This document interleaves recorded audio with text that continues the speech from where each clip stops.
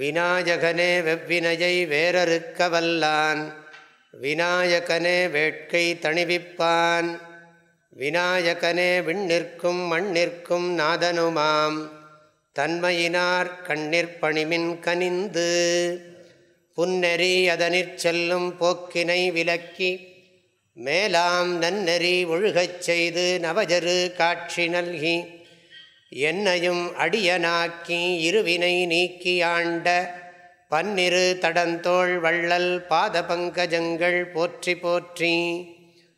உலகெலாம் உணர்ந்து ஓதற்கு அரியவன், நிலவுலாவிய நீர்மலி வேணியன், அலகில் ஜோதியன் அம்பலத்தாடுவான், மலர் சிலம்படி வாழ்த்தி வணங்குவாம்.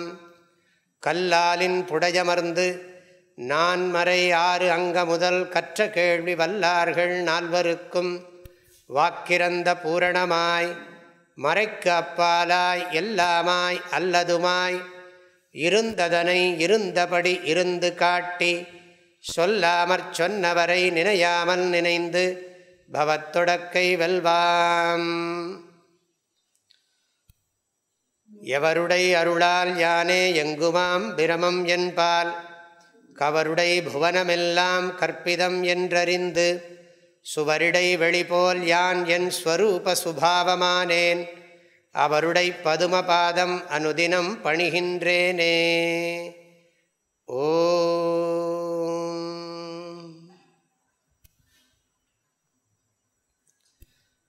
மெய்யன்பர்களே,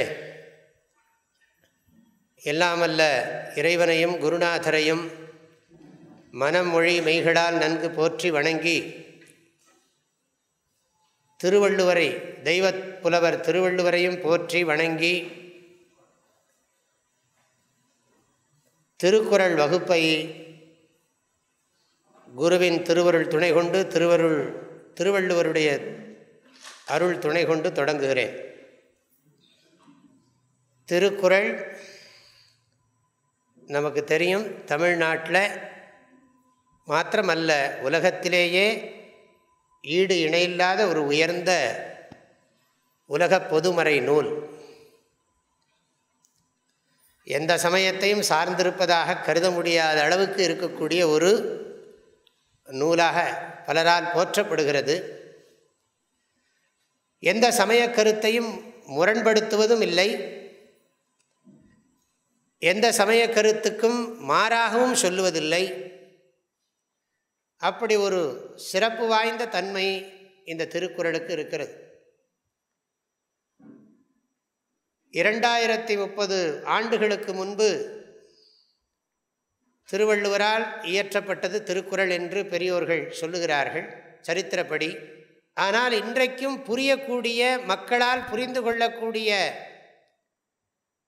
முறையிலே அந்த தமிழ் நூல் இருக்கிறது. இலக்கணம் தெரியாதவர்களுக்கு கூட இந்த நூல் விளங்குவதாக இருக்கிறது. இன்றளவும் புரிந்து கொள்ளக்கூடிய அளவிலே இருப்பது நாம் செய்திருக்கிற ஒரு பாக்கியம். அது மட்டுமல்ல, நமது நாட்டில் இருக்கக்கூடிய எல்லா சாஸ்திர கருத்துக்களையும் திருக்குறள் மூலமாக எளிதிலே சொல்ல முடிவதை நான் அனுபவத்திலே உணர்ந்திருக்கிறேன். ஆனால் திருக்குறளை நன்கு புரிந்து எடுத்து சொல்ல வேண்டுமென்றால் பல சாஸ்திரங்களை நாம் நன்கு ஆராய்ச்சி செய்திருக்க வேண்டும். இல்லை என்றால் திருக்குறளை தெளிவாக புரிந்து கொள்வது, மிகவும் ஆழமாக தெளிவாக புரிந்து கொள்வது என்பது இயலாது என்பது என்னுடைய தாழ்மையான கருத்து. உயர்ந்த கருத்து தான் அது, பணிவோடு சொல்லிக்கிறதுக்காக சொல்கிறேன். ஆக இப்படிப்பட்ட ஒரு உயர்ந்த ஒரு தமிழ் நூல் நமக்கு கிடைத்திருப்பது நாம் செய்த பெரும் பேறு. இந்த நூலின் துணை கொண்டு நாம் வையத்துள் வாழ்வாங்கு வாழ்வதற்கான வாழ்க்கை நெறிகளை அறிந்து கொள்வதற்கு நாம் முயற்சிப்போம். திருக்குறள், திருவள்ளுவர். நம்ம திருங்கிறது நம்ம நாட்டில் நிறைய தமிழில் நிறைய சொல்கிறோம். ஒரு அன்பருக்கு சொல்லணும்னாலே திருவாளர், உயர் திரு, திருமதி, திருவாட்டி. திருவாட்டினாலும் திருமதினாலும் ஒன்று தான். திருவாட்டிகளே, திருவாளர்களே. இந்த சிங்கப்பூர் ஏர்லைன்ஸில் ட்ராவல் பண்ணிங்கன்னா சொல்லுவாங்க, திருவாளர்களே திருவாட்டிகளே தங்கள் இருக்கைகளின் இருப்பு பட்டிகளை இறுக்கிக் கொள்ளுங்கள் அப்படிம்பாங்க. ஆக அந்த திருங்கிற சொல்ல பயன்படுத்துகிறோம். திருவாச்சகம், திருப்புகழ், இப்படி திருமந்திரம், எல்லாவற்றிலும் திரு திரு என்ற ஒரு சொல்லை பயன்படுத்துகிறோம். திரு திருன்னு முழிக்கப்படாது. அந்த திரு என்ற சொல்லை பயன்படுத்துறதுல ஒரு முக்கியமான காரணம் இருக்கிறது என்று எனக்கு தெரிந்த அளவிலே நான் அதை புரிந்து கொண்டிருக்கேன். சாதாரணமாக திரு என்பதை நாம் செல்வத்துக்கு தான் சொல்கிறோம். திருமகள் என்று மகாலட்சுமிக்கு திருமகள் என்று சொல்லுகிறோம். அலைமகள்னு ஒரு பேர் உண்டு மகாலட்சுமிக்கு.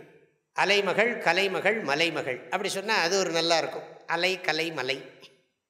அலைமகள்னா லக்ஷ்மி, கலைமகள்னா சரஸ்வதி, மலைமகள்னா பார்வதி. ஆனால் அந்த அலைமகளுக்கு மற்றொரு பெயர் திருமகள். திருங்கிறது செல்வத்தை குறிக்கக்கூடிய ஒரு சொல். செல்வம்னா நமக்கு எல்லாம் எப்படி எது ஞாபகம் வரும்? எப்போ பார்த்தாலும் நம்ம புத்திக்கு செல்வம்னு சொன்னாலே பொருட்செல்வந்தான். நமக்கு இதை தவிர அருட்செல்வம், செவிச்செல்வம், அன்பு செல்வம், இப்படியெல்லாம் அறிவு செல்வம், இப்படியெல்லாம் செல்வம் இருக்கிறது நிறைய பேருக்கு மனசில் வர்றதே இல்லை. செல்வம்னு சொன்னாலே பாரதியார் பாடினார், செல்வ திருமகளை திடம் கொண்டு சிந்தனை செய்திடுவோம் அப்படின்னார். செல்வம் எல்லாம் தருவாள்னார். சாதாரண வார்த்தை இல்லது. எனக்கு அது புரிஞ்சு. செல்வம் எல்லாம் தருவாள்னா என்ன அர்த்தம்? வீடு தருவா, லேண்டு தருவா, என்ன நகை தருவா, புடவை தருவா இல்லையா? இதுவே தருவா. அதுதான் நினச்சிட்டு எல்லா செல்வம்னா நீங்கள் என்ன மீனிங் பண்ணுவீங்க? செல்வம் எல்லாம் தருவாள், நமதொழி திக்கனைத்தும் பரவும். ஆனால் இந்த திருங்கிற சொல்ல நீங்கள் சரியாக புரிஞ்சுக்கணும். என்னுடைய கருத்துக்கு நான் படித்த அளவில் புரிந்து கொண்டது, திருங்கிற வார்த்தைக்கு சம்ஸ்கிருதத்தில் ஸ்ரீன்னு பேர். ஸ்ரீ, ஸ்ரீன்னு சொன்னால் என்ன? திரு தான் அர்த்தம். ஸ்ரீன்னா செல்வம், தனம் தான் அர்த்தம். பணத்துக்கு ஸ்ரீன்னு பேர். சாஸ்திரத்தை ஸ்ரீங்கிறதுக்கு எத்தனையோ அர்த்தம் இருக்குது. எல்லாம் பாருங்கள், பெரியவங்களெல்லாம் போட்டுக்கிற போது பிரம்மஸ்ரீ, சிவஸ்ரீ, குஹஸ்ரீ, சாக்தஸ்ரீ. சக்தியை வழிபடுகிறவர்கள்லாம் என்ன போடுவார்கள்? சாக்தஸ்ரீன்னு போடுவார்கள். சாக்தஸ்ரீன்னு போட்டு சோன்னு எழுதுவார்கள். அப்புறம் பிராமணர்கள்லாம் பெரும்பாலும் பிரம்மஸ்ரீ அப்படின்னு தான் போட்டுக்கிறது பழக்கம். பெரிய மற்றவங்களெல்லாம் சாதாரணமாக சொல்கிறோம் மகாராஜ ராஜஸ்ரீ அப்படி போடுவாங்க. மகாராஜ ராஜஸ்ரீ. இதெல்லாம் இந்த பழக்கமே இப்போ இருக்கா தெரியல. டியர் சார் அவ்வளோதான். எல்லாம் இங்கிலீஷ் நம்ம படிக்கிறதுனால டியர் சார் அப்படின்னு போடணும். தமிழில் அன்பார்ந்த நண்பருக்கு, அன்பார்ந்த பெருந்தகையீர், இப்படி எந்தையாவது போடுவோம் நம்ம. அதெல்லாம் ஒரு பழக்கம் சம்பிரதாயத்தில். பிரம்மஸ்ரீ, சிவஸ்ரீ, குஹஸ்ரீ, சாக்தஸ்ரீ, இப்படி அந்த சம்பிரதாயத்தில் போடுறது. இப்போ சன்னியாசிகளுக்கு கூட என்ன ஸ்ரீமத் சுவாமி அப்படி ஒரு சேர்த்துக்கிறோம். வேறு எல்லாத்துலேயும் இந்த ஸ்ரீ பலமாக இருக்கு. வேதத்தில் ஒரு மந்திரம் சொல்லுகிறது, ரிச்சஸ்ஸாமா நிஜஜூகும் ஸ்ரீ. தினம் இந்த கோயிலில் சொல்கிறாங்க, சப்ரத சபாமே கோபாய. இந்த அலங்கார தீபம் காட்டுறாங்களே, அப்போ இந்த மந்திரம் சொல்கிறாங்க, சப்ரத சபாமே கோபாய ஏ ச சப்யா சபாசதா தானிந்திரியாவதः குரு சர்வமாயுருபாசதாம் அஹே புத்னிஜமந்திரம் மே கோபாய யம் ரிஷயஸ்த்ரைவிதா விதுஹு யம் ரிஷயः த்ரைவிதா விதுஹு ரிச்சஸ்ஸாமானி யஜூகும்ஷி. ரிக்வேதம், யஜுர்வேதம், சாமவேதம். சாஹி ஸ்ரீரமிருதா சதாம். அவையல்லவோ ரிக்வேதம், யஜுர்வேதம், சாமவேதம் அல்லவோ செல்வம், பெரும் செல்வம் அப்படின்னு சொல்லியிருக்கு. ஆகவே நான் என்ன சொல்கிறேன், தமிழில் திருன்னா சம்ஸ்கிருதத்தில் ஸ்ரீ. ஸ்ரீங்கிறதுக்கு சம்ஸ்கிருதத்தில் இந்த நம்ம வழக்கமாக சொல்கிற செல்வத்துக்கு இருக்குது. வீட்டில் கல்யாணம் பண்ணால் பொண்ணோட கொடுக்கறதுக்கு பேர் சீதனம்ங்கிறாங்க. அது ஸ்ரீதனம். சில பேர் ஸ்திரீ தனம் பாங்க, சில பேர் ஸ்திரீயோட வர்ற தனம்னா. ஏன்னா இந்த பொண்ணை தானம் பண்ணுற போதே கன்யாம் கனக சம்பன்னான் தான். நம்ம காமினி காஞ்சனம் சொல்கிறோம், ஆனால் சாஸ்திரத்திலே என்ன சொல்லியிருக்குன்னா அந்த பொண்ணை தானம் பண்ணுற போதே தங்கத்தோடு சேர்த்து தான் தானம் பண்ண சொல்லியிருக்கு. கன்யாம் கனக சம்பன்னாம் சர்வாலங்கார பூஷிதாம் துப்பியம் தாஸ்யாமி விப்ரேந்திர, அப்படி பேர் அந்த வர. உனக்கு கொடுக்குறேன்ப்பா பிராமண சிகாமணியே அப்படி சொல்லி அந்த நாங்கள் எங்களுக்கு தெரிஞ்ச ஸ்லோகம் அது. இல்லை கன்னிக்கையை கொடுக்குற போதே அந்த இடத்துல கொடுக்குற அது ஸ்திரீதனம். அது இந்த வாழைப்பழம் கையில் வச்சு அப்படி ஒன்று பண்ணுவாங்க. அந்த பொண்ணை கல்யாணம் பண்ணி கொடுக்குற போதே கையில் வாழைப்பழம் வச்சு அந்த வாழைப்பழத்துக்குள்ளே அது அந்த காலத்துலேயே இந்த காசு விழுந்துடக்கூடாதுன்னு மெத்தடுன்னு நினைக்கிறேன் நான். அது அந்த தங்க காசு அதில் அந்த வாழைப்பழத்துக்குள்ளே சொருகுவாங்க. இது ஒரு மெத்தட். இல்லாட்டி மிஸ் பண்ண மாட்டான் இல்லையா, வெறும் கையில் வச்சா இங்கே போட்டான்னா அது ஒரு வாழைப்பழத்துக்குள்ளே சொருகி கொடுத்துருவான். எதுக்கு சொல்கிறேன்னா இந்த ஸ்திரீதனம் ஸ்ரீதனம், ஆக்சுவலாக ஸ்ரீதனம்னு அர்த்தம், மகிமை பொருந்திய செல்வம்னு அர்த்தம். இந்த ஸ்ரீக்கு எவ்வளோ அர்த்தம் வருது பாருங்க. நானே இப்போ தான் யோசிக்கிறேன் இந்த ஸ்ரீன்னா. அப்புறம் இந்த ஸ்ரீக்கு இன்னொரு பேர் இருக்குது. சிவபெருமான் கழுத்துக்கு பேர் ஸ்ரீகண்டா அப்படின்னு பேர். அப்படின்னா தெரியுமில்ல, விஷம்னு அர்த்தம். ஸ்ரீக்கு இன்னொரு பேர் விஷம்னு அர்த்தம். அதாவது செல்வத்தை சரியாக பயன்படுத்தலைன்னா செல்வம் விஷமாக மாறிடும். அதனால் சாஸ்திரத்தில் அதையும் சொல்லி வைத்தார். அது நிறைய அர்த்தம் இருக்கிறதுக்கு. சிவபெருமானுக்கு ஒரு பேர் ஸ்ரீகண்டா. இப்படி ஸ்ரீங்கிற சொல்ல நாம் பல இடத்துல பார்க்குறோம். நம்ம பழக்கத்தில் புழக்கத்தில் இருக்குது. பழக்கமோ புழக்கத்தில் இருக்குது, ரொம்ப உபயோகப்படுத்திட்டு இருக்கோம். ஆனால் வேதத்தில் என்ன சொல்லுகிறது? அறிவே செல்வம் அப்படிங்கிறது. அறிவே செல்வம் அப்படிங்கிறது வள்ளுவர் தான் சொல்கிறார். அறிவுடையார் எல்லாம் விடையார். ஒரு குறள் சொல்கிறார், புல்லறிவாண்மையில் வருகிறது. இன்மையுள் இன்மை அறிவின்மை, பிரிதின்மை இன்மையா வையாது உலகு அப்படிங்கிறார். இன்மையுள் இன்மை அறிவின்மை. தரித்திரத்திலேயே தரித்திரம் என்னன்னா புத்தி இல்லாமல் இருக்கிறது தான்ட்டார். இன்மையுள் இன்மை அறிவின்மை. இல்லாததுலேயே தரித்திரத்திலே பெரிய தரித்திரம் என்னன்னா அறிவு இல்லாதது தான் தரித்திரம். பிரிதின்மை இன்மையா வையாது உலகு. இந்த குறளை நீங்கள் நல்லா சிந்திச்சு பாருங்கள். 2 குறள் சொல்ல போகிறேன் இப்போ. இந்த திருங்கிறதுக்கு விளக்கத்துக்கு ஆரம்பித்து இதில் போயின்னு இருக்கேன். இப்போ இன்மையுள் இன்மை அறிவின்மை.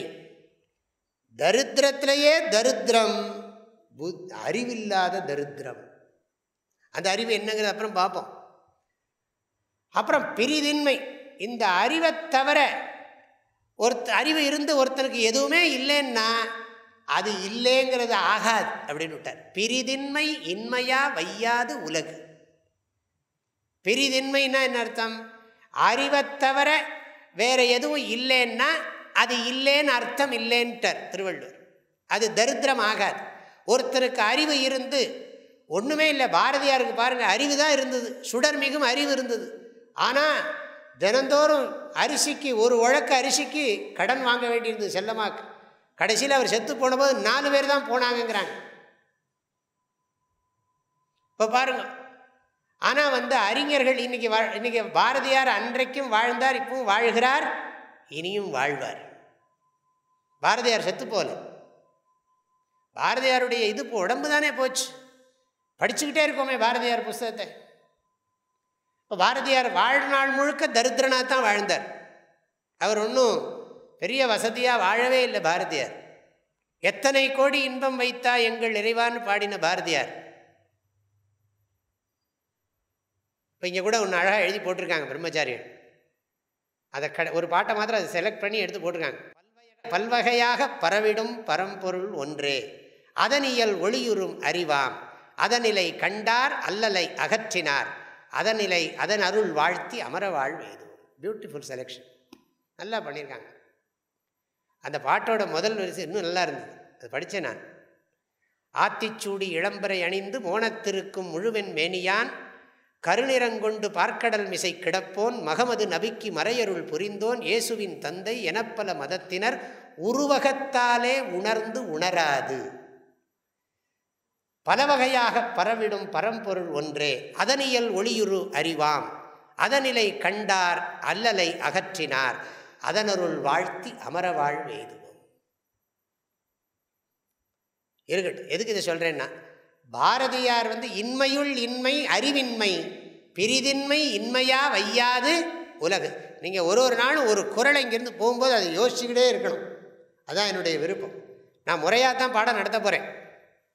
ஆனாலும் சிலதெல்லாம் அடிப்படையாக இப்போ நான் இன்றைக்கி பேசுகிறதெல்லாம் இன்றைக்கும் நாளைக்கும் அநேகமாக முகவுரையாக தான் இருக்கும். பரவாயில்ல, வகுப்பு எப்போ தொடங்குறதோ வள்ளுவர் நினைக்கிறாரோ ஆரம்பிச்சுடுவேன். ஆனால் வகுப்புக்கு இது முகவுரை, திருக்குறள். அப்போ திருங்கிறதுக்கு என்ன அர்த்தம்? அறிவு செல்வம்னு சொல்கிறேன். அறிவு செல்வம், அறிவு செல்வம் ததும்பும் பொங்கி ததும்பும் குறள் பாக்கள், எளிய பாக்கள். இன்னொரு குறளையும் அதுக்கு இணைச்சி சொல்கிறேன் சப்போர்ட்டுக்காக வேண்டி. அறிவுடைமை அதிகாரத்தில் இருக்குது. ஒன்று படித்தது புல்லறிவாண்மை. புல்லறிவாண்மை தானே. இன்மையுள் இன்மை. இங்கே பிரம்மச்சாரியெல்லாம் திருக்குறளை படித்து வச்சுருக்காங்க, மனப்பாடம் பண்ணி வச்சுருக்காங்க. எனக்கு ஏதாவது சந்தேகம்னா அவங்கள்ட்ட கேட்டுக்கிறதுக்காக.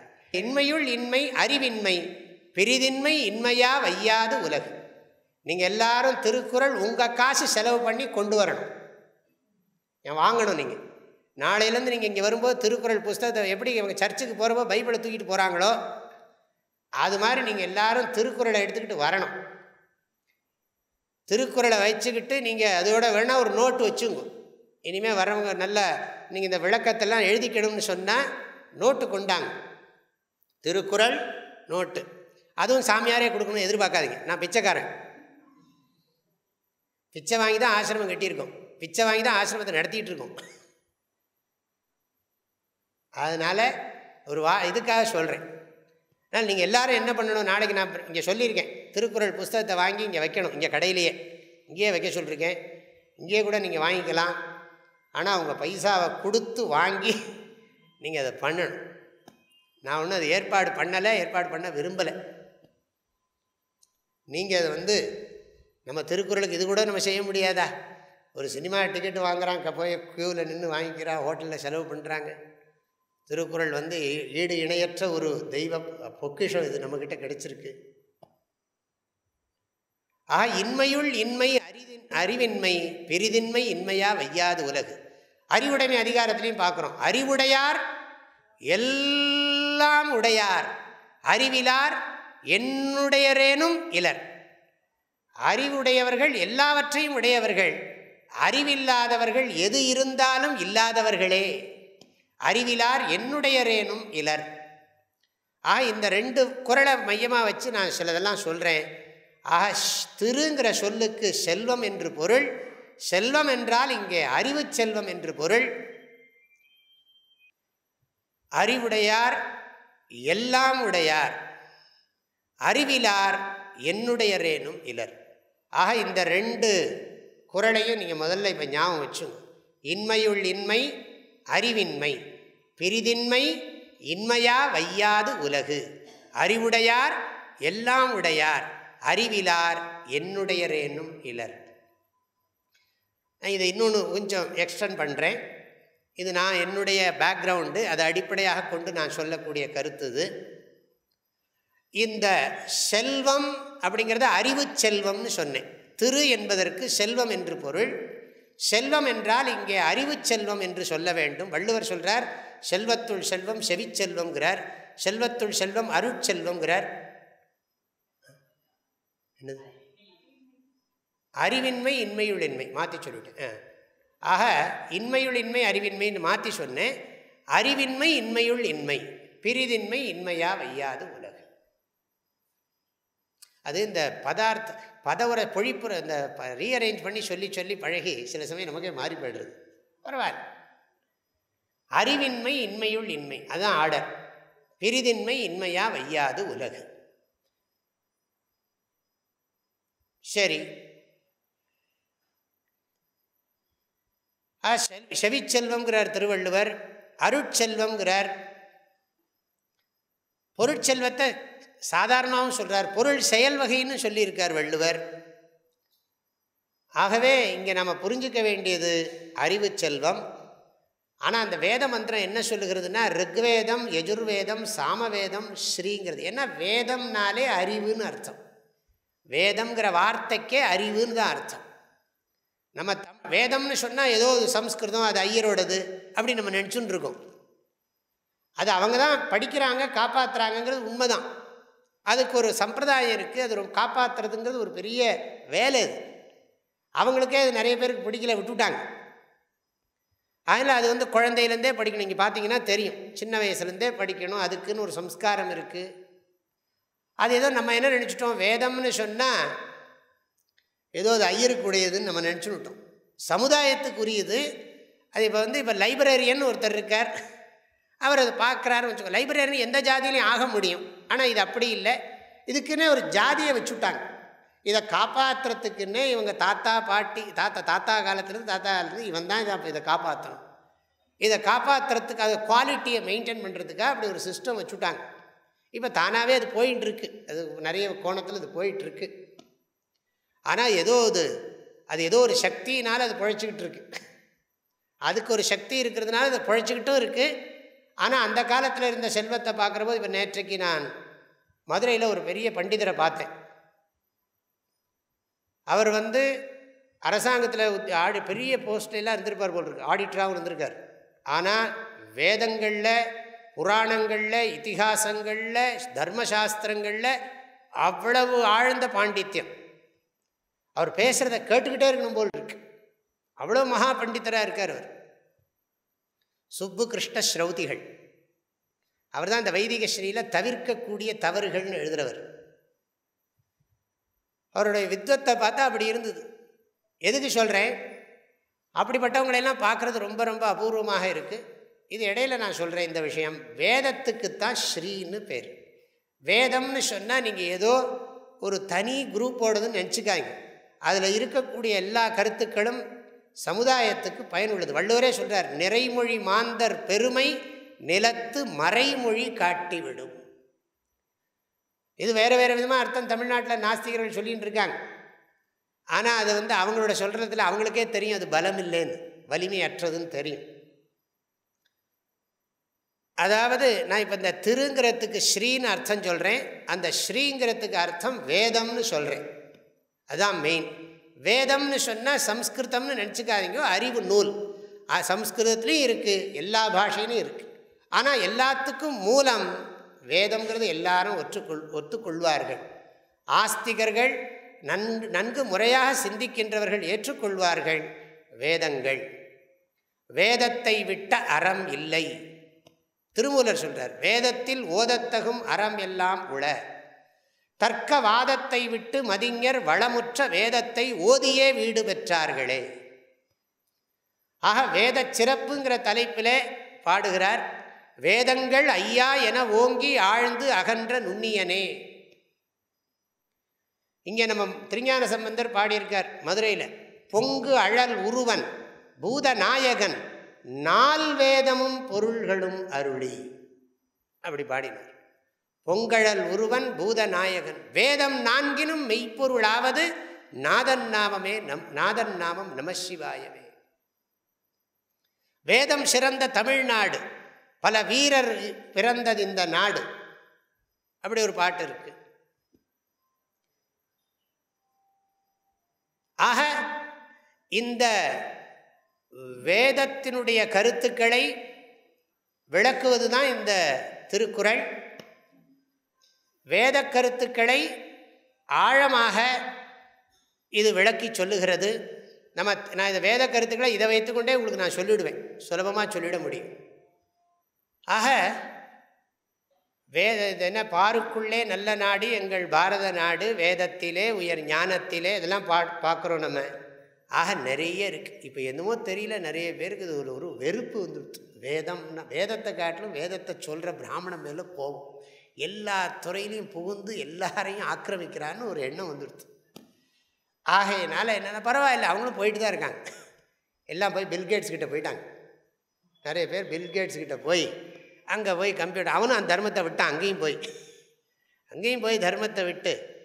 ஆனால் ஒன்று, அங்கே போய் அவர் பணம் கொடுத்த உடனே அது பண்ணணுங்கிற எண்ணம் வருது நிறைய பேருக்கு. ஆவணி வட்டத்துக்கு லீவ் விடுறான் பில்கேட்ஸ். அங்கே ஆவணி வட்டத்துக்கு இவங்களுக்கு மாத்திரம், குரூப்புக்கு மாத்திரம் லீவு கொடுக்குறாங்க. போட்டு ஆக இந்த வேத கருத்துக்களை விளக்கக்கூடிய நூலாக திருக்குறள் இருக்கிறது. நிறைமொழி மாந்தர் பெருமை நிலத்து மறைமொழி காட்டிவிடும். ஆகவே திருங்கிற சொல்லுக்கு நான் வேதம் என்று பொருள் கொள்ளுகிறேன். வேதம்னா நீங்கள் ஏதோ சம்ஸ்கிருதம் பிராமணன்லாம் நினைக்கக்கூடாது. அறிவு செல்வம், அறிவு களஞ்சியம். ஆனால் இந்த அறிவில் ஒரு விசேஷம் இருக்குது. இந்த அறிவுன்னா இந்த பௌதிக அறிவை பற்றி திருவள்ளுவர் பேசலை. ஞாபகம் வச்சுக்கோ. விஞ்ஞானத்தை பற்றி திருவள்ளுவர் பேசுகிறாரா? ஒரு வேளை யாராவது சயின்ஸை கூட எடுத்துக்கிட்டு விளக்கினாலும் விளக்கலாம். திருவள்ளுவர் ஒன்றும் சயின்ஸை பற்றி பேசலை. புரோட்டான், நியூட்ரான், எலக்ட்ரான், அதில் என்னமோ புதுசாக வேறு இன்னொன்று சொல்கிறாங்க, வேதான் அப்படின்னு நிறைய என்னெல்லாமோ புதுசாக சொல்கிறாங்க. அது யாரோ ஒரு குரூப் அவங்க சொல்கிறாங்க அது. அப்போ இந்த மாதிரி இந்த அணு விஷயத்தை பற்றியோ இதை பற்றியோ திருக்குறளை பற்றி அதெல்லாம் பேசவே இல்லை. திருக்குறள் பேசுகிற அறிவு வேதத்தில் சொல்லப்பட்டிருக்கிற அறிவு தான். வேதம் எதை பற்றி பேசுகிறது தெரியுமோ? நம்முடைய கண்ணுக்கும் கருத்துக்கும் எட்டாத, வாழ்க்கைக்கு பயனுள்ள உயர்ந்த கருத்துக்களை நமக்கு அருளுவது வேதம். வேதத்தில் சொல்லியிருக்கிறதுல ஆத்மா, புண்ணியம், சொர்க்கம், நரகம், கடவுள் இதெல்லாம் வேதத்தில் இருக்குது. வள்ளுவரும் சொல்கிறார், சொர்க்கத்தை பற்றி பேசுகிறார், நரகத்தை பற்றி பேசுகிறார். அடக்கம் அமரருள் உய்க்கும் அப்படின்னா என்ன அர்த்தம்? சொர்க்கத்துக்கு போய் தேவனாவேன்னு அர்த்தம். வானுரையும் தெய்வத்துள் வைக்கப்படும், வானுரையும் தெய்வத்துள் வைக்கப்படும். வானோர்க்கும் உயர்ந்த உலகம் புகும், அண்ணாத்தல் செய்யாது அலறு. எல்லாம் திருக்குறள். நான் ஏதோ சும்மா சொல்கிறேன்னு நினச்சிக்காங்க. உங்களுக்கு திருக்குறள் தெரிஞ்சால் நான் சொல்கிறதெல்லாம் திருக்குறள் தெரியும். அலறுன்னா நரகம், நல்லாவே சொல்கிறார். இந்த ஆத்மாவுக்கு மறுபிறவி இருக்குங்கிறதெல்லாம் சொல்கிறார். வள்ளுவர் வேதத்தில் என்னெல்லாம் ஆத்மா, புண்ணியம், பாபம், சொர்க்கம், நரகம், கடவுள் இதை பற்றி தானே எழுதுகிறாங்க. நாஸ்திகர்களும் என்ன எழுதுகிறாங்க? ஆத்மா, புண்ணியம், சொர்க்கம், நரகம், இது கடவுள், இதெல்லாம் பொய் அப்படின்னு எழுதுறது தான் அவங்க வேலையே. ஆனால் திருக்குறள் அப்படி சொல்லலையே. வேதத்தில் சொல்லியிருக்கிற மாதிரியே தான் சொல்கிறார் வள்ளுவரும். வேதத்தில் சொல்லியிருக்கு ஆத்மான்னு இருக்குது, ஆத்மாவுக்கு பிறவிகள் பல இருக்குது, மறுபிறவி இருக்குது. உறங்குவது போலும் சாக்காடு, உறங்கி விழிப்பது போலும் பிறப்பு. ஒருமைக்கண் தான் கற்ற கல்வி ஒருவருக்கு எழுமையும் ஏமாப்புடைத்து, அன்றறிவாம் என்னாது அறஞ்செய்க மற்றது பொன்றுங்கால் பொன்றா துணை. இப்படி இந்த குறளை எல்லாம் பார்க்கும் பொழுது இந்த ஆத்மா, புண்ணியம், சொர்க்கம், நரகம் எல்லாத்த பற்றியும் சொல்கிறார். எண்ணென்ப ஏனை எழுத்தென்ப இவ்விரண்டும் கண்ணென்ப வாழும் உயிர்க்கு, உடலுக்குன்னு சொல்லலை, வாழும் உயிர்க்கு. இப்படி நீங்கள் நிறைய நான் சொல்லுவேன். நீங்கள் பாருங்கள், இந்த 60 நாளில் நம்ம என்னெல்லாம் நம்ம நல்லா ஆழமாக படித்து தெரிஞ்சுக்க முடியுமோ. உங்களுக்கு தெரியுதோ இல்லை, எனக்கு தெரிய போகிறது. நான் பண்ண போகிறேன் இந்த வேலையை. இந்த திருக்குறள் வகுப்பு உங்களுக்காக இல்லை, எனக்காக நான் சொல்கிறேன். நான் சத்தமாக சிந்திக்கிறேன், என்னுடைய சிந்தனையை நீங்கள் பகிர்ந்துக்கிறீங்க, அவ்வளோதான். ஆக இந்த திருக்குறள்ங்கிற வார்த்தைக்கு நான் பொருள் சொல்கிறேன். திரு என்றால் வேதம், குறள் என்றால் குறுகிய பாக்கள். இந்த குறள் வெண்பாவுக்கு சம்ஸ்கிருதத்தில் இது அப்படியே இந்த மீட்டருக்கு என்ன பேர் தெரியுமா? காயத்ரி. திரிபதா காயத்ரி. அகர முதல எழுத்தெல்லாம், அகர முதல எழுத்தெல்லாம் ஆதிபகவன் முதற்றே உலகு. இப்படி பிரித்தோமானா திரிபதா காயத்ரி. காயத்ரி மீட்டர்னு சொல்கிறாங்க சம்ஸ்கிருதத்தில். காயத்ரி சந்தஸ். இது காயத்ரி சந்தஸில் அமைந்த குறள். வேதத்திலேயே உயர்ந்த மந்திரம் எது தெரியுமோ? காயத்ரி. வேதத்திலேயே உயர்ந்த மந்திரம் காயத்ரி. என்னது? உத்தமே சிகரே ஜாத்தே பூமியாம் பர்வதமூர்தனி பிராமணேபியோபியனுஜாதா கச்சதேவி யதா சுகம் ஸ்துதோ மஜா வரதா வேத மாதா பிரச்சோதயந்தி பவனே த்விஜாதா ஆஜுப் பிருத்திவ்யான் திரவிணம் பிரம்மவர்ச்சசம் மஹ்யம் தத்வா பிரஜாதம் பிரம்மலோகம். காயத்ரி மந்திரத்தினுடைய பிரபாவத்தை சொல்லுகிறது இந்த மந்திரம் வாக்கியம். காயத்ரியா காயத்ரி சந்தோ விஸ்வாமித்ர ரிஷி சவிதா தேவதா ஓமித்யேகாக்ஷரம் பிரம்ம அக்னிர்தேவதா பிரம்ம இத்யாரிஷம் காயத்ரம் சந்தம் பரமாத்மம் ஸ்வரூபம். காயத்ரம் சந்தம் பரமாத்மம் ஸ்வரூபம். இந்த காயத்ரி சந்தஸ் பரமாத்மாவினுடைய ஸ்வரூபங்கிறது வேதம். ஆக அப்படிப்பட்ட ஒரு மீட்டரை செலக்ட் பண்ணியிருக்கார் திருவள்ளுவர். தமிழில் அது குறள்னு பேர், சம்ஸ்கிருதத்துக்கு பேர் காயத்ரின்னு பேர். தொல்காப்பியருக்கு ஒன்றும் இந்த தொல்காப்பியருக்கோ நன்னூல் ஆசிரியருக்கோ யாருக்கோ இந்த சம்ஸ்கிருதம் தமிழ் அப்படிங்கிற மொழி வேற்றுமை உணர்ச்சி புலவர்களுக்கு, அந்த காலத்து புலவர்களுக்கு, கம்பருக்கு கிடையாது, வள்ளுவருக்கு கிடையாது, பாரதிக்கு கூட கிடையாது. பாரதியார் சம்ஸ்கிருதத்தில் பாட்டு எழுதியிருக்கார். ஏதோ இந்த காலத்தில் தான் இந்த கொஞ்சம் இந்த நாஸ்திகம் தலையெடுத்து தமிழுக்கும் நாஸ்திகத்துக்கு என்ன ஒரு பெரிய சம்பந்தம் இருக்கிற மாதிரி ஒரு தோற்றத்தை மாயை உண்டு பண்ணி மாதிரி கொண்டு போயிட்டாங்க. அதுக்கு பல காரணங்கள் இருக்குது. நான் அதை பற்றியெல்லாம் பேசல. ஒரு சைடு மாத்திரம் பேசாதீங்க சுவாமி, இன்னொரு சைடும் பேசணும்னு சொல்லலாம். அதுவும் உண்மை, நான் ஒத்துக்கிறேன். பிராமணர்களும் அதுக்கு காரணம், பிராமணர்கள் நடந்து கொண்ட முறைகளும் அதுக்கு காரணம். அதையும் மறுக்க மாட்டேன் நான். பிராமணர்கள் தங்கள்கிட்ட இருக்கக்கூடிய கல்வியையோ இதையோ முறையாக சரியானபடி வழங்கியிருந்தால் அது என்ன காரணத்தினால இப்படிலாம் பிரிஞ்சுதோ தெரியல. என்ன காரணமோ என்ன சாபமோ தெரியல, எதனால் இப்படியெல்லாம் ஒரு தவறான கருத்துக்கள் வந்ததோ தெரியல. ஆனால் இவர்கள் பகுதியிலையும் சில தவறுகள் இருக்குங்கிறத மறுக்க முடியாது. அதையும் நான் ஹானஸ்ட்டாக ஒத்துக்கிறேன். அதில் ஒன்றும் சந்தேகம் இல்லை. எல்லாம் கேட்டு இவர் யாருமா நம்மளை, இவர் யார், ஐயரா வேற யாரா அப்படின்னு பேசுகிற மந்திரத்தை சொன்னாலே தெரிஞ்சு போயிடுமே, இதில் என்னத்துக்கு இருக்கு. ஆனால் திருக்குறளுக்கு விளக்கம் பெரியவங்கள்லாம் சொல்லி நிறைய கேட்டிருக்கேன். திருக்குறளை வைத்துக்கொண்டு எவ்வளவோ விஷயங்களை விளக்கியிருக்காங்க. காஞ்சி சங்கராச்சாரியர் விளக்குறார். திருக்குறள் ஆராய்ச்சி பதிப்பை எழுதியிருக்கிற கீவாஜா அப்படி அற்புதமாக விளக்குறார். கீவாஜா யாருடைய சீடர்? ஊவேசாவுடைய சீடர். ஊவேசா யாருடைய சீடர் தெரியுமோ? மீனாட்சி சுந்தரம் பிள்ளையினுடைய சீடர். லட்சக்கணக்கான பாட்டு எழுதின மீனாட்சி சுந்தரம் பிள்ளையினுடைய சீடர் இவர். அவருக்கும் நான் அவருடைய சீடர்னு சொல்றதுல கொஞ்சமும் தயக்கம் இல்லை. அவர் பிள்ளைவாள், இவர் ஐயர்வாள். ஆனால் ஒரு நாள் இவங்களுடைய உறவுகளோ மரபுகளோ நெறிகளோ முரண்பட்டதே இல்லை. அவ்வளவு அன்பு.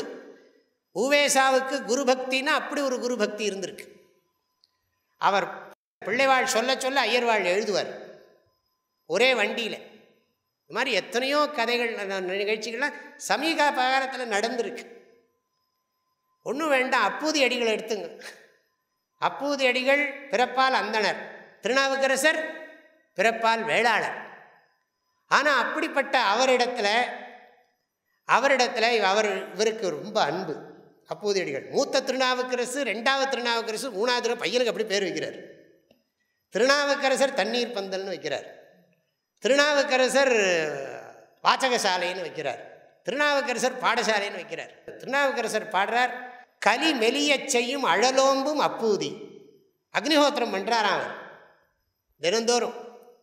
திருநாவுக்கரசர் அப்பூதி அடிகளை போற்றி புகழ்ந்து பாடுறார். கலி மெலிய செய்யும் அழலோம்பும் அப்பூதி. பெரிய புராணம் படித்து பாருங்க தெரியும். நான் அங்கங்கே படித்து வச்சுருக்கேன், அவ்வளோதான். அதுவே எனக்கு இவ்வளோ இன்ஸ்பிரேஷன் கொடுக்குறது. ஆக ஏதோ இந்த காலத்தில், இது இடைப்பட்ட காலத்தில் இப்படி ஒரு காழ்ப்புணர்ச்சி ஒருவருக்கொருவர் ஏற்பட்டதெல்லாம் போகணும்னு நான் தட்சிணாமூர்த்தியை கும்பிடுறேன், பிரார்த்தனை பண்ணுறேன். என்ன எல்லாரும் எல்லாமும் பெற வேண்டும் அப்படின்னு பாடின மாதிரி எல்லாரும் நல்லதை அடைவோம். என்ன குறைச்சல்? கிருஷ்ணர் கீதையில் சொல்கிறார், ஸ்வே ஸ்வே கர்மண்யபிரதா சம்சித்திம் லபதே நரஹ ஸ்வகர்மணா தமபியர்ச்சிய சித்திம் விந்ததி மாணவஹ. எல்லோரும் அவரவர்கள் பணியை செய்து இறைவனை போற்றி வழிபடட்டும். அவரவர்கள் பணியின் மூலம் அவரவர்கள் உயர்ந்த நிலையை அடையட்டும். இப்படி பாடியிருக்கிற தேசம் இது. அமிழ்தனும் இனியதடி பாப்பா, இது ஆன்றோர் தேசமடி பாப்பா. பாரதியார். அமிழ்தினும் இனியதடி பாப்பா, தமிழ் திருநாடு தன்னை பெற்ற தாயென்று கும்பிடடி பாப்பா. அமிழ்தினும் இனியதடி பாப்பா, இது ஆன்றோர் தேசமடி பாப்பா. இது பாப்பா பாட்டிலேயே இருக்கு. இது பெரிய பாப்பாவுக்கே புரியலை, எல்லாம் பப்பாவா இருக்கு, புரிய மாட்டேங்குது. எதுக்கு திருக்குறளை போட்டு இப்படி திருகின்றே இருக்கேன் அப்படின்னா, திருக்குறள், குறள்னா காயத்ரி சந்தஸ், திருன்னு சொன்னால் வேதம். வள்ளுவர் அதை சொல்லலையே தவிர நம்ம புரிஞ்சுக்கணும். பரிமேலழகர் மரபை மீறாமல் அழகாக உரை எழுதியிருக்கார். பரிமேலழகர் உரையை இவங்க திட்டுறாங்க, நிறைய பேருக்கு ஒத்துக்க முடியல. இருள் சேர் இருவினையும் சேரா அப்படின்னா என்ன அர்த்தம்? புண்ணியம் பாவம். அது எப்படி அர்த்தம் சொல்கிறது? சரி இருக்கட்டும், இதுக்கு நான் ஒரு பாட்டை மேற்கோளாக சொல்கிற வழக்கம்.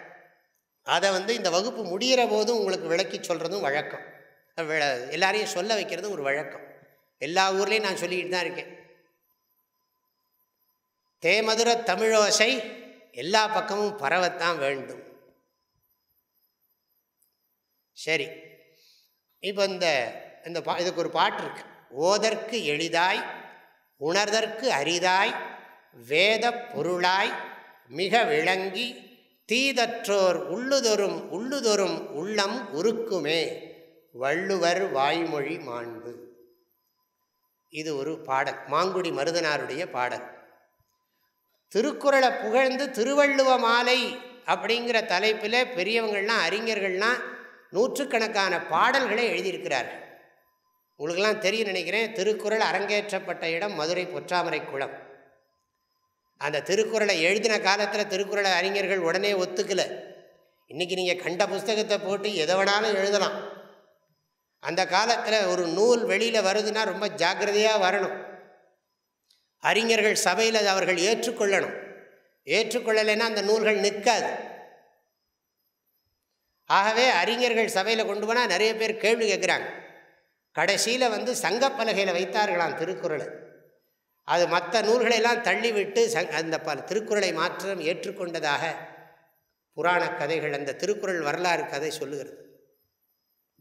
அதனால தான் நீங்கள் போய் பாருங்கள், இன்றைக்கி பொற்றாமரை குளத்தில் திருப்பனந்தாள் சுவாமின்னு நினைக்கிறேன் 1330 அருங்குறளையும் பளிங்கு கல்லிலே பொறித்திருக்கிறார்கள். இன்றைக்கி நீங்கள் போய் பார்க்கலாம். மதுரை மீனாட்சி அம்மன் கோயிலில் பொற்றாமரை குளத்தை சுற்றி அந்த ஒரு பகுதியில் திருப்பனந்தாள் சுவாமின்னு நினைக்கிறேன், அவர் தான் நிறைய பண்ணுவார். இப்படி இந்த பளிங்கு கல்லில் நல்லா அந்த பாடல்களை எல்லாம் கோவில்களில் பதிக்கிறதுங்கிற ஒரு கொள்கையை அவங்க வகுத்து ரொம்ப நாள் செஞ்சுட்டு இருந்தாங்க. திருப்பனந்தாள் காசிவாசி மடம் ஆதீனம், திருப்பனந்தாள் ஆதீனம். அதில் நிறைய புலவர்கள் பாடினாங்க. அதில் எத்தனையோ பாடல் இருக்குது, எல்லாம் புகழ்ந்து பாடியிருக்காங்க. அதில் ஒருவர் பாடுற பாடலை நான் எடுத்திருக்கேன். ஓதற்கு எளிதாய். திருக்குறளை படிக்கிறது உங்களுக்கு எதாவது கஷ்டமா? இந்த 60 நாளில் நம்ம எவ்வளோ குறள் மனப்பாடம் பண்ண போகிறோம் பாருங்கள். கண்டிப்பாக பண்ணிவிடுவீங்க. இப்போ உங்களுக்கு தெரியாது, அறிவின்மை இன்மையுள் இன்மை, பிரிதின்மை இன்மையா வையாது உலகு. இது கஷ்டமா? இப்போ மனப்பாடம் ஆகிடும். அப்புறம் அது மாத்திரமில்லை, அறிவுடையார், இது நம்ம பள்ளிக்கூடத்து புஸ்தகத்துலேயே வந்துடுது. பரீட்சைக்கு மாத்திரம் வந்தது. அதுக்கு ஏதோ 2 மார்க் போட்டிருந்தான், எழுதி பிடிச்சிட்டோம், அதோட மறந்து போயிட்டோம். ஏன்னா இது வாழ்க்கைக்குன்னு வாத்தியாரும் சொல்லலை, வாத்தியாரும் கடைப்பிடிக்கலை. அறிவுடையார் எல்லாம் உடையார், அறிவிலார் என்னுடையரேனும் இலர். அப்போ இருக்கட்டும். இப்போ இந்த திருக்குறளை படிக்கிறது ரொம்ப சுலபமாக இருக்குது. ஓதற்கு எளிது. அகர முதல எழுத்தெல்லாம் ஆதிபகவன் முதற்றே உலகு. அதான் நான் சொன்னேன், 2030 வருஷத்துக்கு முன்னாலே இயற்றப்பட்ட ஒரு தமிழ் நூல் இந்த காலத்தில் நம்ம பேசுகிற இந்த எஃப்எம் ரேடியோவை கேட்ட தமிழுக்கே புரியுதுன்னா அப்படி சொல்லணும். இந்த எஃப்எம் ரேடியோ இருக்கே, பிரம்மச்சாரிகள்லாம் புண்ணியசாரிகள் கேட்கறது இல்லை, கேட்டுவிடாதீங்க, ஃபெயில் மார்க்கு தான். எஃப்எம் எஃப்எம் எஃப்எம் கேட்கலைன்னா எஃப்எம் ஃபஸ்ட் மார்க். ஆகையினால் இந்த எஃப்எம் மாத்திரம் கேட்டால் இந்த தமிழுக்கே புரியுது. தனக்குவமை இல்லாதான் தாழ் சேர்ந்தார்கல்லால் மனக்கவலை மாற்றல் எழுதி. இந்த நமக்கு தெரிஞ்ச தமிழ் புரியுறது.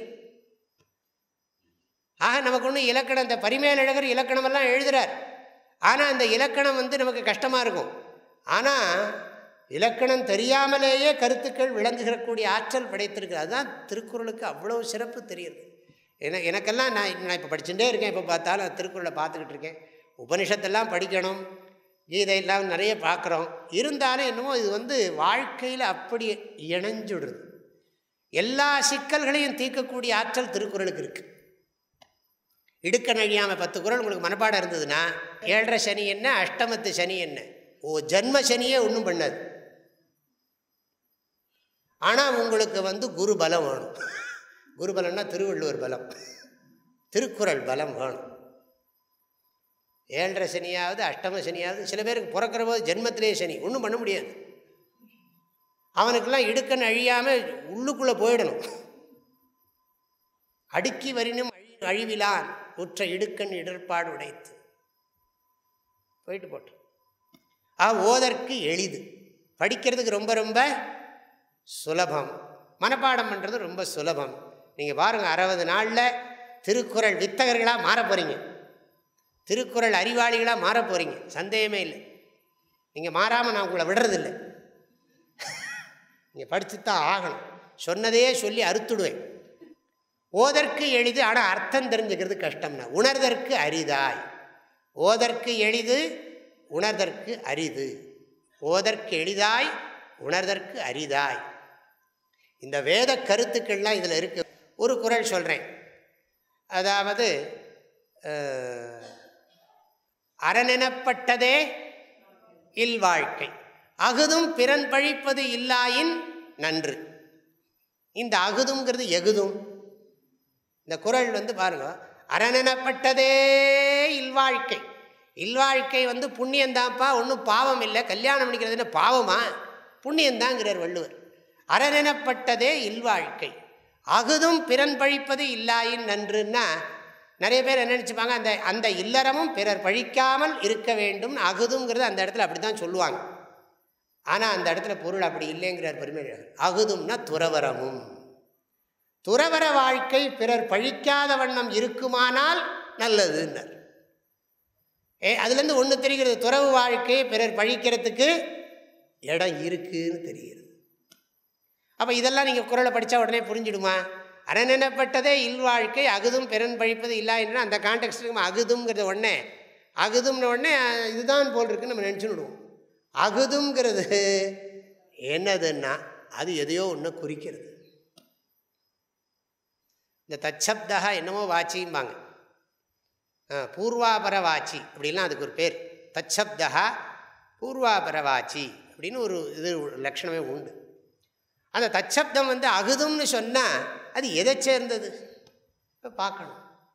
துறவரவும்னு எதுக்கு சொல்கிறேன்? பொருள் உணர்தற்கு அரிது. அதே மாதிரி இந்த எண்ணென்ப, அதை நான் அடிக்கடி சொல்கிறது உண்டு. எண்ணென்ப ஏனை எழுத்தென்ப இவ்விரண்டும் கண்ணென்ப வாழும் உயிருக்குன்னு. இந்த எண்ணு எழுத்துனா நம்ம என்ன நினச்சிப்போம்? 1 2 3 4 நம்பர்னு நினச்சிப்போம். அதே மாதிரி எழுத்துன்னா ஆனா அவன்னா ஈனான்னு நினச்சிப்போம். அப்படி அர்த்தம் இல்லை. எண்ணுன்னு சொன்னால் இலக்கணம் அல்லது தருக்கம், தர்க்கம், தர்க்கசாஸ்திரம் இருக்கு இல்லையா, லாஜிக் ஆர் கிராமர், ரெண்டில் எது வேணால் வச்சுக்கலாங்கிறாங்க. அதுக்கு நிறைய விளக்கங்கள்லாம் கொடுக்குறாங்க. எழுத்துன்னா என்ன தெரியுமோ? இலக்கியம்னு அர்த்தம். சுருக்கமாக சொல்லணும்னா இலக்கணமும் இலக்கியமும் யாருக்கு தெளிவாக தெரியுமோ அவனுடைய வாழ்க்கை உயிரோட்டம் நிறைந்த வாழ்க்கை அப்படின்னு அர்த்தம் அதுக்கு. இலக்கணமும் இலக்கியமும் எவனுக்கு தெளிவாக தெரியுமோ அவனுடைய வாழ்க்கை உயிரோட்டமுள்ள வாழ்க்கை, வாழும் உயிருக்கு. இதுதான் இதனுடைய பொருள். எதுக்கு இதை சொல்கிறேன்? ஓதற்கு எளிதாய் உணர்தற்கு அரிதாய், வேத பொருளாய் மிக விளங்கி வேத கருத்துக்களை மிக அழகாக விளக்கி சொல்லுகிறது.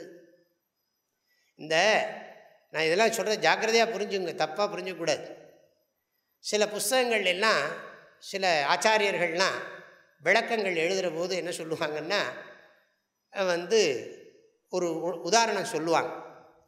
இப்போ கங்கை நீங்கள் ஹரித்வாரில் பார்த்தா தெளிவாக இருக்கும். ஹரித்வாரில் பார்க்குற போது கங்கா ஜலம் ரொம்ப தெளிவாக இருக்கும். ஆனால் இந்த கோமுகத்தில் போய் பார்த்தீங்கன்னா அந்த கங்கை உற்பத்தி ஆகிற இடம் இருக்கே, அங்கே ஒரே சகதியாக தான் இருக்கும். அங்கேருந்து அது ஓடி ஓடி ஓடி ஓடி ஓடி தெளிஞ்சு ஹரித்வாரில் வரும்போது தெளிவாக இருக்கும் இந்த கங்கா ஜலம். அது மாதிரி சில பேர் என்ன பண்ணுவாங்க, இந்த வேதத்தையும் புராணத்தையும் கம்பேர் பண்ணுவாங்க. இந்த புராணம் மற்ற சாஸ்திரங்களை சொல்கிற போது என்ன சொல்லுவாங்க, வேதம் கோமுக்கில் இருக்கிற கங்கா ஜலம் மாதிரி, இந்த புராணங்களெல்லாம் ஹரித்வாரில் இருக்கிற கங்கா ஜலம் மாதிரி தெளிவாக இருக்கான். அது அங்கே கலங்கலாக இருக்கான். இது வேதத்துக்கு இழுக்கா சொல்கிறதா இதுவாக சொல்கிறதான்னு இல்லை, ஒரு புரியறதுக்கு அதில் நிறைய அதாவது நிறைய விசாரம் பண்ண வேண்டியது நிறைய இருக்குது. அதை நான் ஒத்துக்கிறேன்.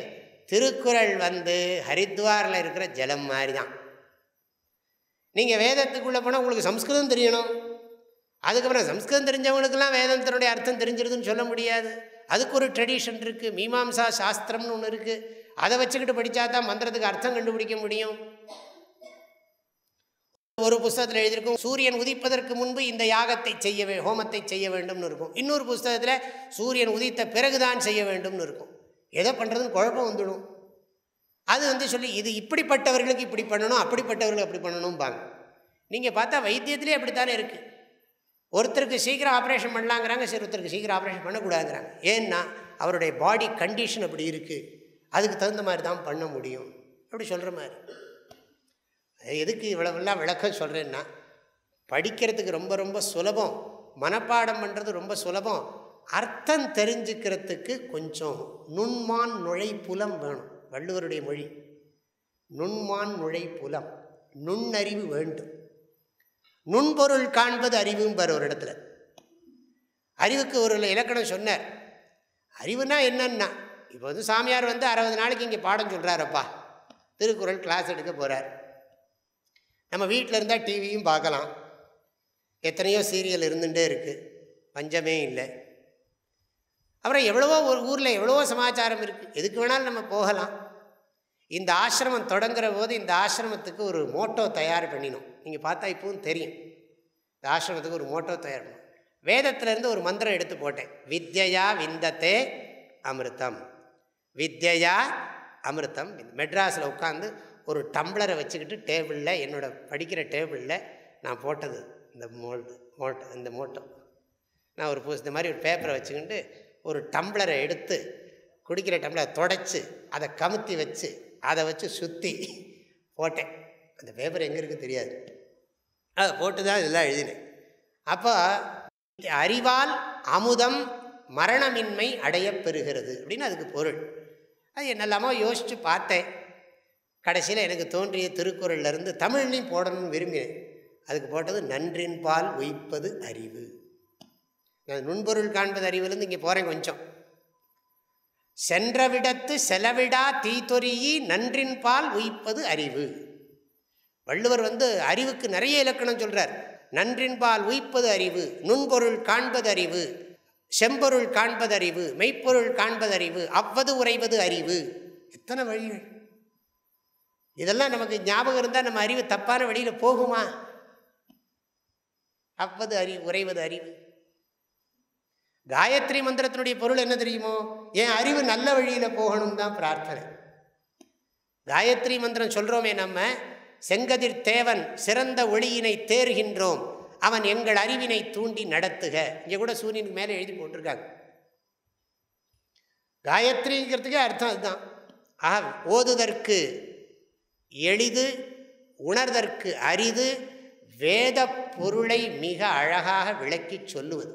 இப்போ நான் உங்களுக்கு இந்த வகுப்பு நடக்கிற போதே உங்களுக்கு புரியும், வேதத்தில் இருக்கிற கருத்துக்கள், புராணங்களில் இருக்கிற எனக்கு தெரிஞ்ச அளவுக்கு என்னெல்லாம் தெரியுமோ நான் அதை திரட்டுறதுக்கு நான் முயற்சி பண்ண போகிறேன். வேத பொருளாய் மிக விளங்கி தீதற்றோர் உள்ளுதொரும் உள்ளுதொரும் உள்ளம் உருக்குமே. தீதற்றோர்னா என்ன அர்த்தம்? இதை படிக்கிற போது நம்ம ஓப்பன் மைண்டோடு படிக்கணும். ஒருத்தரும் ஒரு மாதிரி வரலாம், சாமியாருக்கு என்ன தெரியும் பார்க்கலான்னு கூட வரலாம். சில பேர் என்னென்னா நம்ம உண்மையை தெரிஞ்சுக்கணுங்கிற ஆசையோடு வரலாம். யாராக இருந்தாலும் சரி, நானும் சரி, நீங்களும் கேட்குற நீங்களும் சரி, நானும் சரி, நம்மக்கிட்ட தீமை இருக்கக்கூடாது. தீமைன்னா என்னன்னா, நம்மக்கிட்ட விருப்பு வெறுப்பு இதெல்லாம் இல்லாமல் நல்ல வழியில் நாம் போகணும். பெரியவங்க போன வழியில் போகணும். தம்மின் பெரியார் தமரா ஒழுகுதல் வன்மையுளெல்லாம் தலை அப்படி சொன்னார் வள்ளுவர். பெரியாரை பிழையாமைன்னு 10 குறள் இருக்கு, பெரியாரை துணைக்கோடல்னு 10 குறள் இருக்கு. இந்த பெரியாரை பிழையாமை, பெரியாரை துணைக்கோள், பெரியாரைன்னா ஜாக்கிரதையாக புரிஞ்சுங்க. ஆமாம், பெரியாரைன்னு சொன்னால் பெரியோரெல்லாம் பெரியரும் அல்லர், சிறியோரெல்லாம் சிறியரும் அல்லர், செயற்கரிய செய்வார் பெரியர். பெரியாரை துணைக்கோடல், பெரியாரை பிழையாமை, இந்த 2 அதிகாரத்தையும் பாருங்கள். நான் இன்றைக்கி எல்லாம் முகவரை தான் இப்படியே தான் சொல்லிகிட்டு இருக்க போகிறேன். வேத பொருளாய் மிக விளங்கி தீதற்றோர், தீதற்றோர்னா என்ன அர்த்தம்? தீவினைக்கு பயப்படுபவர்கள். தீயவை தீய பயத்தலால் தீயவை தீயினும் அஞ்சப்படும். தீது அற்றோர் உள்ளுதோறும் உள்ளுதோறும் உள்ளம் உருக்குமே. உள்ளுதோறும்னா என்ன அர்த்தம்? படிக்கிற போது இன்னொரு 2 தினம் போட்டார். உள்ளுதோறும் உள்ளுதோறும் உள்ளம் உருக்குமே. அதை மனப்பாடம் பண்ணுற போதும் மனசு பக்குவப்படும், அதுக்கு அர்த்தம் தெரிஞ்சுக்கிற போதும் மனசு பக்குவப்படும். உள்ளுதோறும் உள்ளுதோறும் உள்ளம் உருக்குமே வள்ளுவர் வாய்மொழி மாண்பு. இந்த வள்ளுவருடைய வாய்மொழி, இந்த வாய்மொழியினர் வள்ளுவர் அடிக்கடி இந்த வாய் தான் சொல்லுவார். எப்பொருள் யார் யார் வாய் கேட்பினும். நிறைய இடங்கள்ல இந்த வாய் என்று ஏன் சொன்னார் அப்படின்னு அதுக்கு ஒரு விளக்கம். சரி, இந்த தீதற்றோர் உள்ளுதோறும் உள்ளுதோறும் உள்ளம் உருக்குமே, உள்ளம் பண்படுமேன்னு அர்த்தம். உள்ளம் உருக்குமே, உருக்கிறதுனா என்ன அர்த்தம்? இதில் நிறைய அழுக்கு இருக்குது. தங்கம்தான், நம்ம உள்ளமெல்லாம் உண்மையிலே தங்கம்தான், ஆனால் மாசடைந்த தங்கமாக இருக்குது. விருப்பு வெறுப்பு, காமம், குரோதம், லோபம், மோகம். அதனால தான் பெரியவங்க பாடினாங்க, ஞானத்தங்கமேன்னு நம்மளை பார்த்து தான் பாடினாங்க.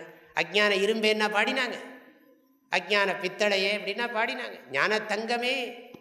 உள்ளம் அவ்வளோ பக்குவமாக இருக்குது. நமக்கு உண்மையிலே நல்லா தான் இருக்குது. நாம் அது தேவையில்லாதெல்லாம் போட்டு கெடுத்து வச்சுருக்கோம். இனநலம் எல்லா புகழும் தரும். மனசு நல்லா இருக்கணும்னா இந்த மாதிரி சத்சங்கத்துக்கு வரணும் நீங்கள்லாம். நான் இந்த முகவரையோடு நான் இன்றைக்கு நிறைவு செய்ய போகிறேன்.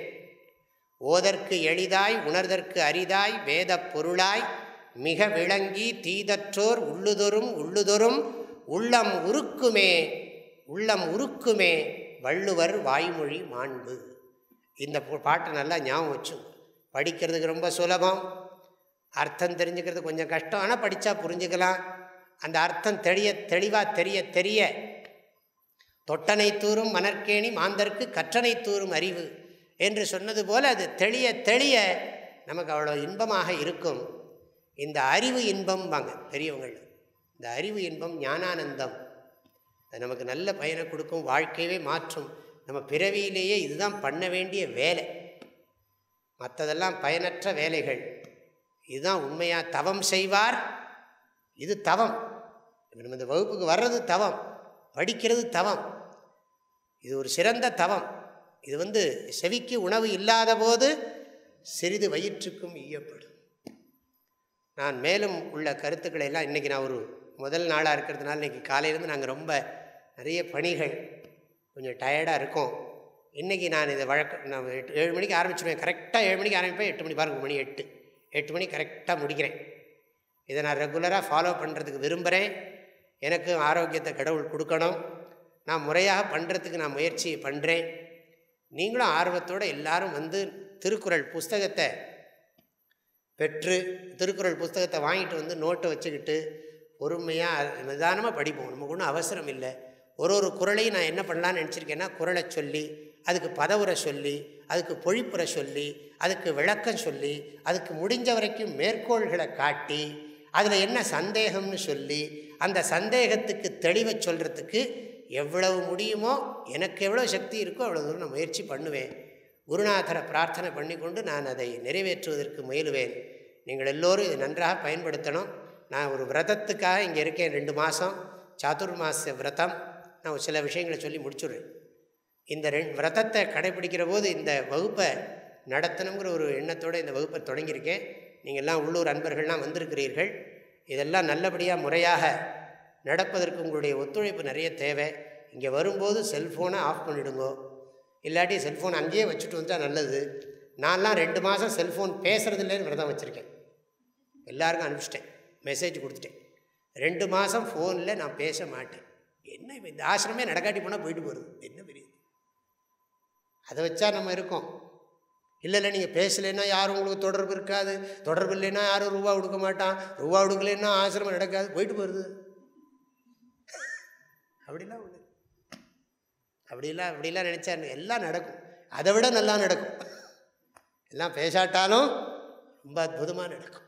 தட்சிணாமூர்த்தியிலும் நடத்துகிறார், நாமளாக நடத்துகிறோம். நம்ம என் கடன் பணி செய்து கிடப்பதே, தன் கடன் அடியேனையும் தாங்குதல், அவர் தாங்கிட்டு போகிறார். அதனால் நீங்கள் எல்லோரும் இந்த வர்ற போது நீங்கள் இனிமேல் புரிஞ்சுக்குவீங்க. இங்கே ரொம்ப ரொம்ப ஒழுக்கம் முக்கியம். ஏன்னா இது சித்வான் சாமி பேரில் இருக்குது. அவர் ஒழுக்கத்தில் தலை சிறந்த மகான். அவரோட இதில் நாங்கள் 10% கடைபிடிக்கிறதுக்கே படாது பாடுபடுறோம். அப்படி ஒரு உயர்ந்த மிலிட்ரி சுவாமின்னு பேர் வாங்கினவர். அவரோட பேரில் இங்கே ஆசிரமம் இருக்குது. எத்தனை பேருக்கு தெரியுமோ தெரியாது. அவருடைய திருப்பெயர் தாங்கி இந்த ஆசிரமம் விளங்குகிறது.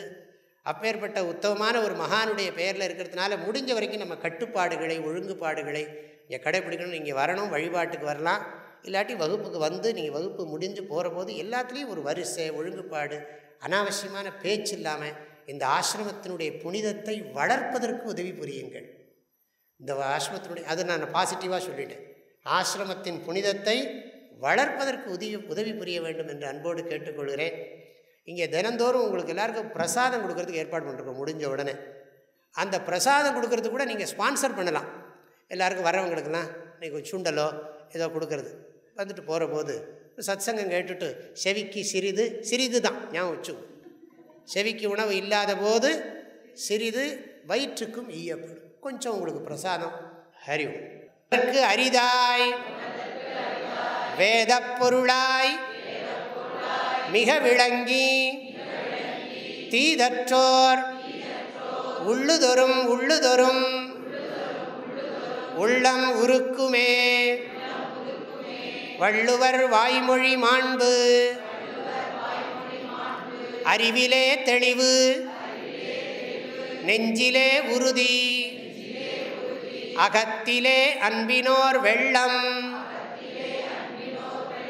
பொறிகளின் மீது தனி அரசாணை பொழுதலாம் நினது பேரருளின் நெறியிலே நாட்டம் கருமயோகத்தில் நிலைத்திடல் என்றிவை அருளாய் குறிகுணம் ஏதும் இல்லதாய் அனைத்தாய் குலவிடு தனிப்பரம் பொருளே எண்ணிய முடிதல் வேண்டும் நல்லவே எண்ணல் வேண்டும் திண்ணிய நெஞ்சம் வேண்டும்